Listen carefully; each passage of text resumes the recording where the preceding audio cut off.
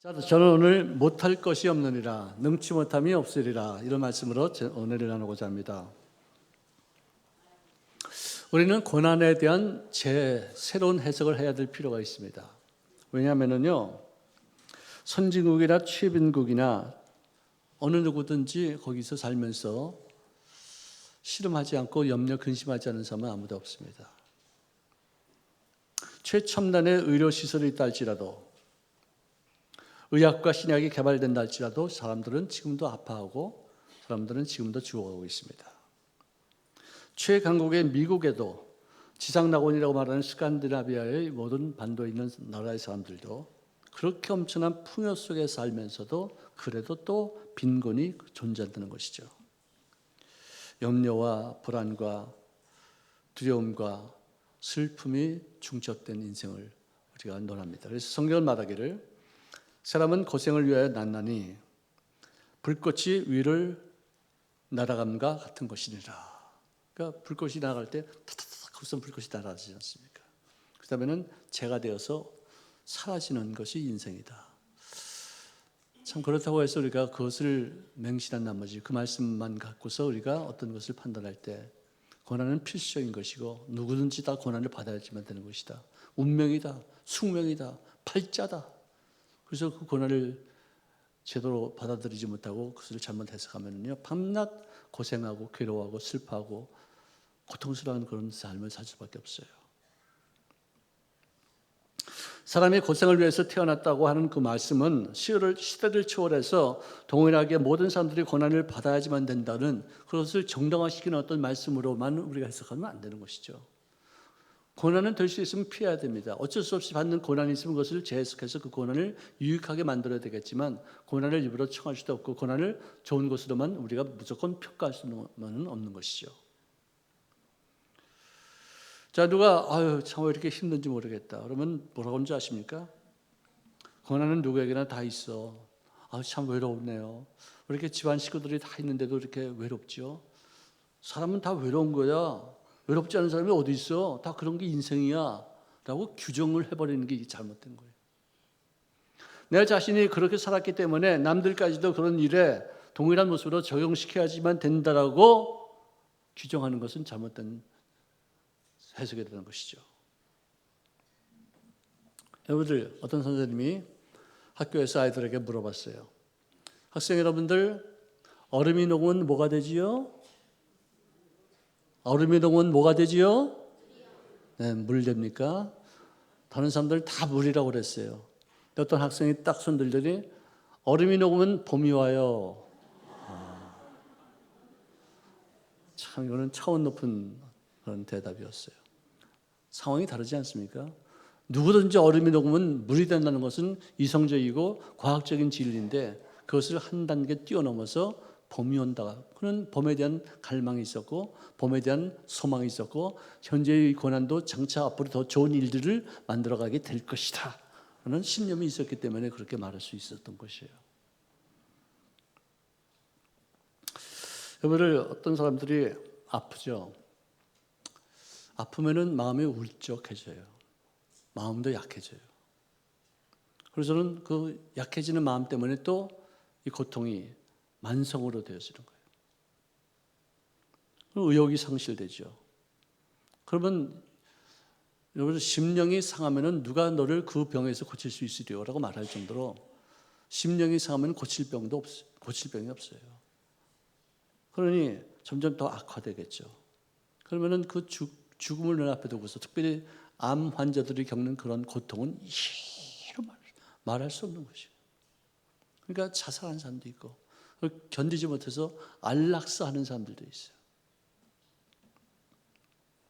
자, 그런데 요즘 이제 현대 의학이 말하는 바는 몰핀을 그냥 막 맞으면 그것은 중독이 되어서 우리들 폐가 아주 피인으로 만들어 버리지만 체계적인 몰핀을 사용하면은 중독의 위험성이 전혀 없고 오히려 고통을 감하게 하는 최고의 선물이 된다는 것이에요.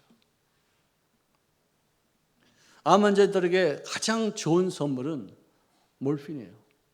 정말로 그렇게 고통스러워하다가도 몰핀 주사가 안 들어오면 잠도 자고 사람들과 만나고 이야기도 할 수 있게 되어지고.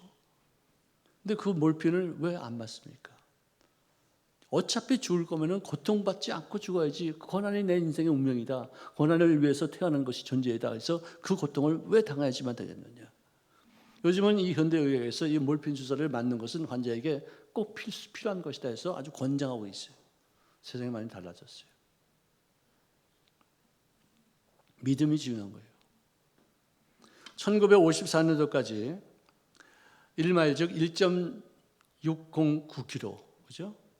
1.6km 정도의 어떤 그 거리를 4분 이내로 뛰는 그런 기록은 육생계에서는 그것은 불가능하다고 여겼었어요. 1마일을 4분 이내로 뛰는 것은 불가능하다. 정말로 세계적인 어떤 육상 선수도 그걸 도전했다가 실패하고 이거는 안 된다. 인간에게는 여기에 한계다라고 딱 규정된 로저 베니스터라는 사람이 있었어요. 영국의 어떤 그 육상 선수인데요. 한 번도 깨어지지 않은 그런 마일 기록을 그가 언제 한번 뛰었더니 3분 59초 4의 신기록을 달성했어요. 와, 이거 할 수 있겠구나. 근데 이 더 큰 기적은 뭐냐? 한 달 반 이후에 존 랜드라는 사람이 3분 58초로 갱신했어요. 신기록을 갈아치웠어요. 그로부터 2년 동안 그동안 수천 년 동안 넘지 못했던 그런 벽을 약 300여 명의 선수들이 이거 되는구나, 할 수 있구나, 나도 한번 해보면 되겠다 하는 신념으로 할 수 있다 해서 결국은 300여 명이 되는 어떤 선수들이 다 그 기록을 갱신하게 되었다는 것이죠. 그전에는 못한다, 안 된다라고 생각했을 때는 아무도 못했는데 한 사람이 딱 그 기록을 깨고 나서 할 수 있다고 생각하니까 그 다음에도 생기고 2년 동안 300명이 되는 사람들이 그렇게 우후죽순으로 그 기록을 갱신하게 됐다는 것입니다. 이 원동력은 무엇이냐? 신체적인 훈련을 통해서 어떤 신기록이 세워질 수도 있겠지만 무엇은 제일 중요한 건 뭐냐? 마음 자세가 바뀌었다는 거예요. 할 수 있구나. 이거 못할 것이 아니구나. 남들은 여태까지 안 된다고 해서 전부 다 포기했지만 이거 시도할 만한 가치가 있겠구나 싶어서 그 기록 경신을 통한 심리적인 장벽을 넘어서 새로운 목표를 세우고 도전했더니 그것이 이루어지더라 이것이죠. 우리들도 생활 속에 이런 것을 우리가 적응해야 될 필요가 있다고 생각합니다. 현재인 최고 기록은 1999년도에 모로코에서의 육상 선수였던 시참 구에로가 세운 3분 43초 13까지 내려갔어요. 굉장한 기록이죠. 여러분들 잘 아시다시피 벼룩이 길이가 1mm 정도밖에 안 돼요. 벼룩 크기가. 몰라요? 알아요? 네. 그 벼룩이 자기 몸에 300배를 뛰는 거예요. 30cm를 팍 훌쩍 넘어 뛰어요. 그렇게 뭔가 이 다리 사이에 있는 어떤 그런 근육의 어떤 단백질이 있는데 그게 그렇게 탄력이 있어가지고 자기 몸에 300배를 뛰게끔 만드는 강력한 힘이 있다는 거예요. 그런 힘이 있음에도 불구하고 그 벼룩이를 땅에다 이렇게 유리에다 두고서 유리병으로 한 10cm 정도밖에 되지 않은 유리병에다 이렇게 덮어두고서 당치고서 놀라게 하면 딱 뛰는데 뛸 때마다 그냥 머리에 콱 부딪히고 뛸 때마다 의다 터지고 그냥 막 정신이 하나 없는 거예요. 또 넣으면 또 팍 뛰는데 쾅 헤딩하고 그래가지고 나중에는 이 벼룩이가 생각해보기에 난 뛸 때마다 의다 터지는구나. 뛸 때마다 머리에 뭐가 부딪히는구나. 이제는 누가 아무리 그래도 뛰지 말아야 되겠다. 결심하는 거예요. 뛰면 난 머리 터진다는 믿음이 생겼어요.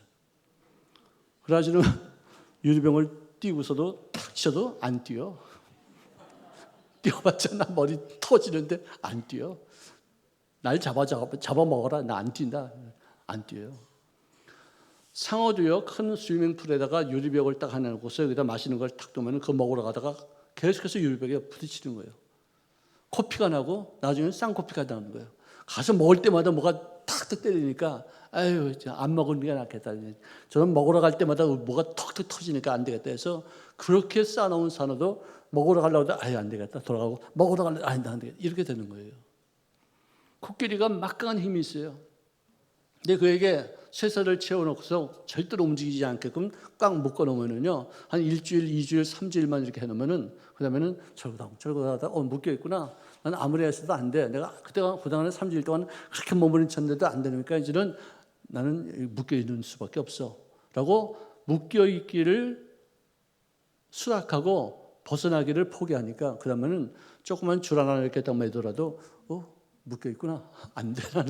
나는 못 흘러. 나는 여기서 벗어날 수 없어. 그렇게 되는 거예요. 하나님의 만드신 그 모든 만물이 다 그런 어떤 법칙에 의해서 움직이는 거예요. 하다 안 되면 포기해요.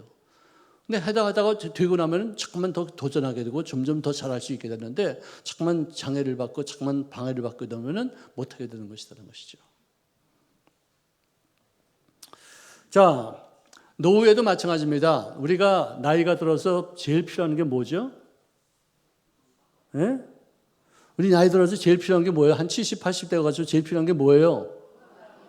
건강 같은 소리 하고 있네. 이거 진짜. 돈이 필요해, 돈이. 우리끼리 얘기하지만. 건강도 돈이 있어야지 건강하는 것이고, 그걸 유지하는 것이지, 돈 없으면 아무것도 못해요. 그래서 돈이 필요하다는 건 사실이에요. 그래서 나이 들으면 돈이 필요해, 돈 쓰면 안 돼. 나이를 들어서도 내가 돈 필요하기 때문에 갖고 있어야 돼. 돈을 필요해 하면서 나이 70이 되고 80이 되고 90이 되고 돈을 갖다 안 쓰고서 필요하면서 갖고만 있고 그냥 비참한 삶을 사다가 노양원에서 죽는 사람들이 한두 사람인 줄 알아요. 아니 나이가 들어서 왜 돈이 필요하냐? 그동안에는 돈 모으라고 젊어서 이렇게 돈 쓰지 않고서 모으는 것은 뭐냐? 늙어서 좀 재미있게 살려고 좀 좋은 옷도 입고 좀 좋은 차도 타고 어디 여행도 다니고 어떤 좋은 음식도 먹고 좀 즐겁게 살다가 부르시면은 아멘 하고 할렐루야 그러다 가는 거지. 그냥 젊었을 때부터 돈을 안 쓰다 버렸다니까 나이가 들었을 때 돈이 있으면서 쓰지 못하고 그냥 정말 구두쇠, 그냥 노랑새, 빨간새, 그냥 별 거지 같은 새 다 하면서 인생을 비참하게 살다가 뭐예요 그게? 너무 우습잖아요. 그거를 쓸 땐 쓰시라고요. 왜 돈을 갖다 모아두는지 아세요? 나이 들 때까지? 그때 쓰려고 하는 건데 그때까지 약도 안 사 먹어. 병원도 안 가. 아깝다고 그냥. 돈 든다고. 돈 필요하다고 말이지. 나이가 들어서 돈 없으면 안 된다고 해서 그러다가 죽어. 아이고 진짜. 좀 멋지게 우리 여생을 멋지게 삽시다. 쓸 때는 쓰고 나눌 때는 나누고 전도도 하면서도 밥도 좀 사주고 어디 좀 여행도 한번 휘 갔다가 일본도 가고 성지순례도 가고 주 가도 막 거기서 사진도 찍어서 보내고 얼마나 재미있어요. 나이 젊어서는 그냥 돈 번다고 해서 한 번도 못 쓰고 있다가 또 나이 들어서는 돈이 필요하다고 해서 한 번도 못 쓰고 있다가 그냥 가니까 지금 우리 순복음 식구들은 좀 멋지게 씁시다. 아멘은 잘하다 이제 좀 이따 밥 준 사람은 또 앉아. 자, 오늘 이 본문 말씀 보니까 귀신이 들려서 대굴대굴 구르기도 하고 거품을 흘리면서 마귀에 의해 불에도 넘어지고 물에도 넘어지는 그런 아이가 하나 있었어요. 아버지가 너무나도 기가 막힌 거예요. 이 아이 때문에 너무나도 많이 힘들어하고 이 아이가 잘 되는 것을 정말 기뻐했던 그런 아버지였는데 제자들이 다가오기에 그들에게 부탁을 했는데 하는 사람이 없었어요. 그 아이를 고치는 사람이 없었어요. 근데 마침 예수님께서 변화산상에 계시다가 내려오셔서 그들을 만났는데 그 아버지가 쫓아나와서 무릎을 탁 꿇고서 예수님께 말씀하기를 주님, 제가 듣기로는 주님께서는 능치 못할 일이 없다고 하시는데 기적을 베푸시는 하나님이신 줄로 믿습니다.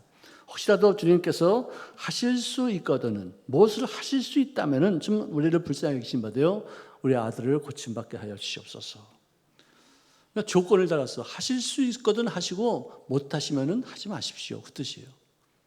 그러니까 이거는 겸손하게 이렇게 우리가 말하는 것 같지만 믿음이 없다는 거예요. 남들에게 그런 말을 들어서 믿음이 생겼는지는 모르지만 믿음이 없었기 때문에 이런 말을 하는 거예요. 그런데 주님께서 그 말씀을 탁 낚아채 채우시고 하신 말씀이 그래 할 수 있거든 무슨 말이냐? 할 수 있거든 이게 무슨 말이야? 할 수 있으면 하고 할 수 없으면 안 해도 된다는 얘기야?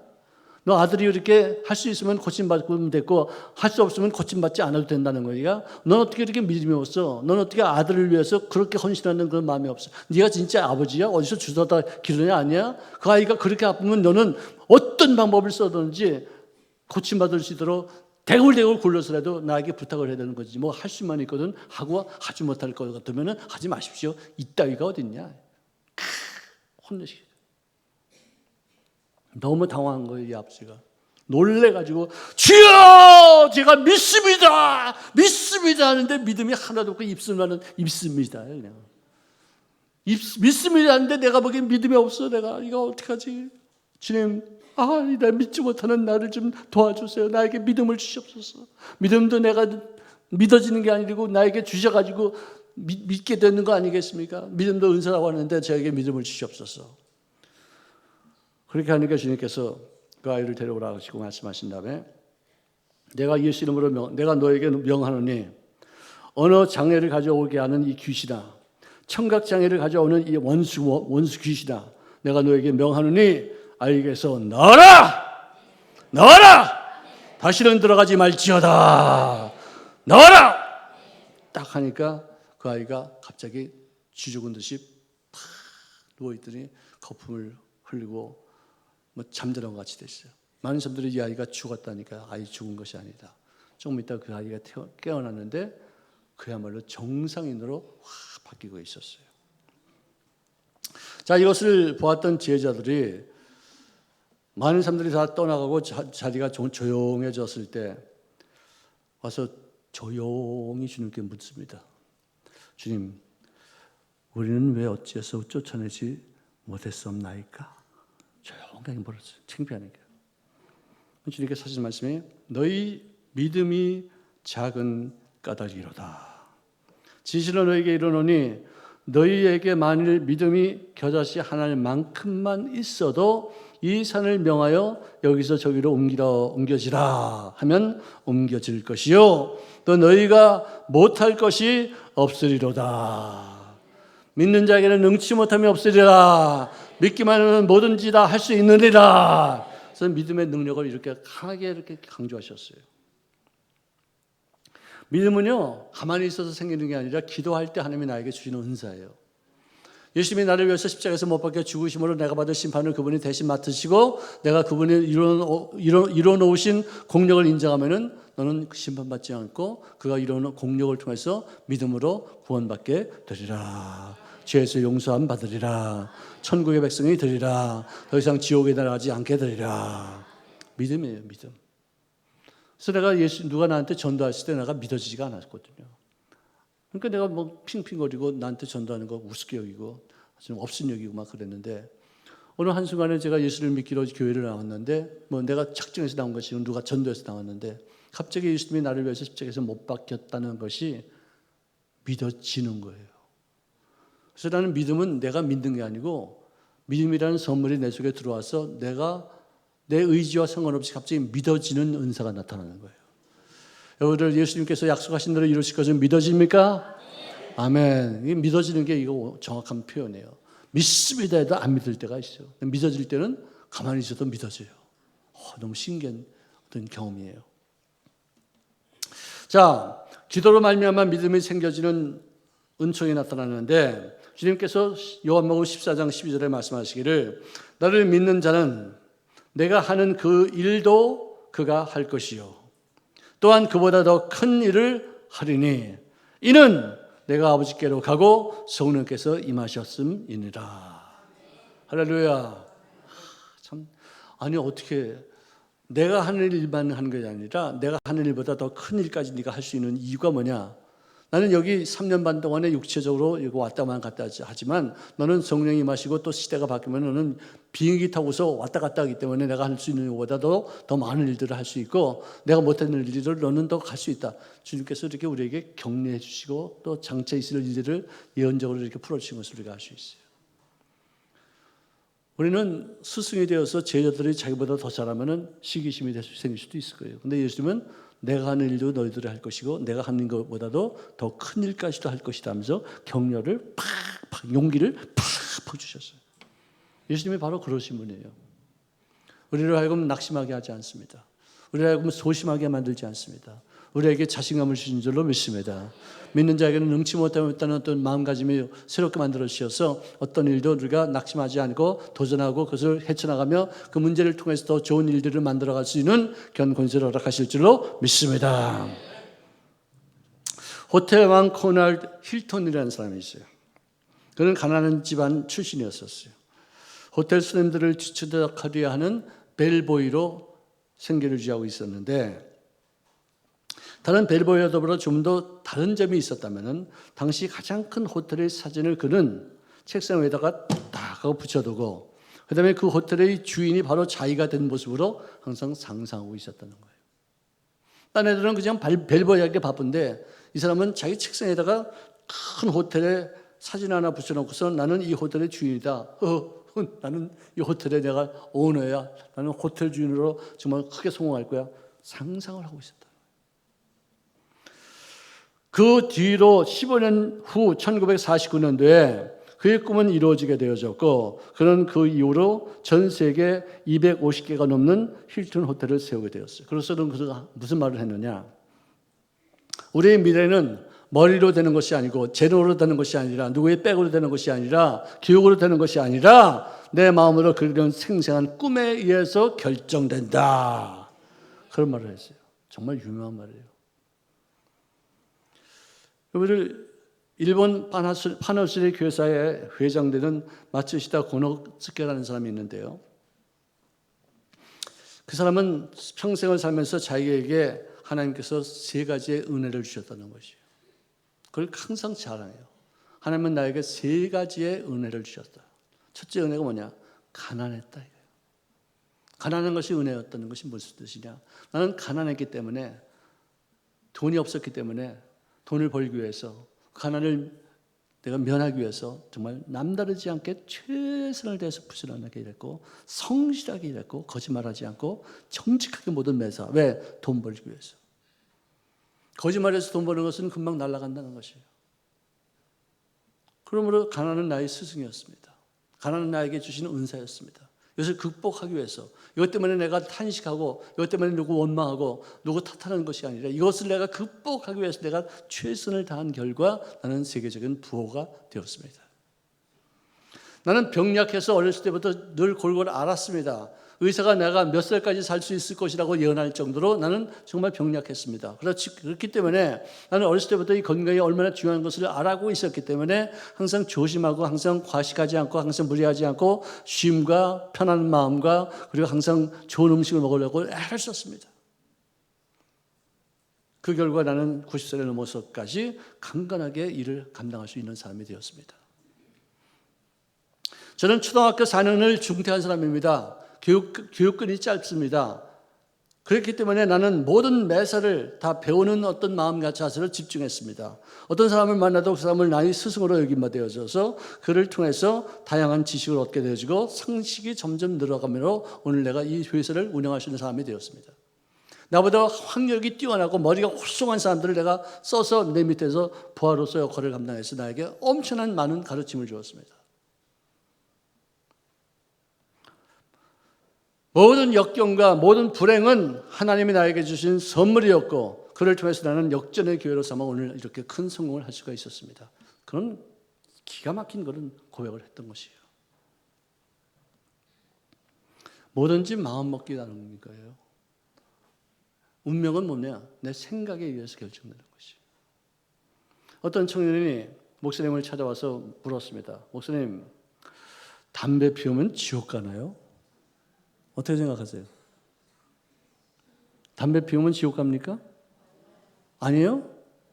왜 아니에요? 네?